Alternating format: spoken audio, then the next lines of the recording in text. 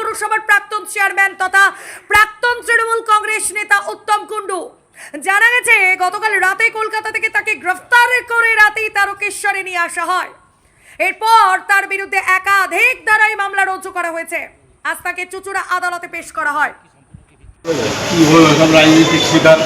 Trinamool Congress party করি, যেটা তো হবেই। মানে তো কোথা থেকে ধরলো? আমি আমার কলকাতা বাড়ি। বলতে যে পালিয়ে গেছিলেন, আমি কোথায় যাবো? আমার কলকাতা বাড়ি থেকে তো পালিয়ে কোথায় যাবো? তো কোথাও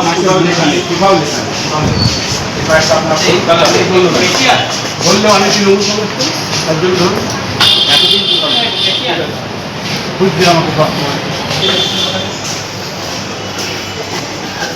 সম্পূর্ণ চক্রান্ত। রায় সাগরওয়ালের উনি 10 টাকা বিল্ডিং করেছিলেন মিউনিসিপ্যালিটি দিয়েছিলেন, সেখানে উনি কম আমার ঘরে চাপিয়ে দেওয়া হয়েছে। আইন আদালত আছে, আইনকে আমরা মেনে চলি। আইন সেখানে নিয়ে যাবে, সেখানে যাবে এর আগে স্বতন্ত্রের ব্যাপারটা কি আমি বলতে পারবো না, কিন্তু আমি জানি আমি সম্পূর্ণ এর মানে সম্পূর্ণ নেই। আপনারা দেখলেই বুঝতে পারবেন, পেশেন্ট ডায়েরি পড়লে আপনার নামে তোলাবাজ সব চক্রান্ত কি বিজেপি করছে?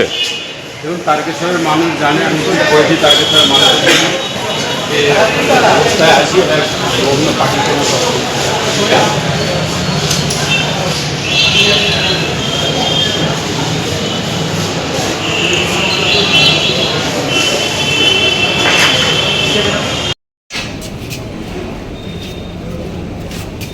কি বলবো উত্তম দা, রাজনীতির শিকার। একদম অনেকগুলো কেস দেওয়া হয়েছে, তো সেগুলো কি সবই মিথ্যা? 100% মিথ্যা। যে পাড়ি বই আপনার বিরুদ্ধে কি অভিযোগ কি সম্পূর্ণ কি ভিত্তিহীন বলছেন? মানে সম্পূর্ণ মিথ্যা। আপনারা দেখলেই বুঝতে পারবেন, পেশেন্ট ডায়েরি পড়লে আপনার আপনার নামে তোলাবাজি, লোককে হুমকি দেওয়ার অভিযোগ। কোথাও এটা লেখাই নেই। আপনাকে দূর থেকে ধরা হলো কি, মানে পলাতক ছিল বলছে বা সেরকম কিছু ব্যাপার? আমার কলকাতা বাড়িতেই আমি কোথা থেকে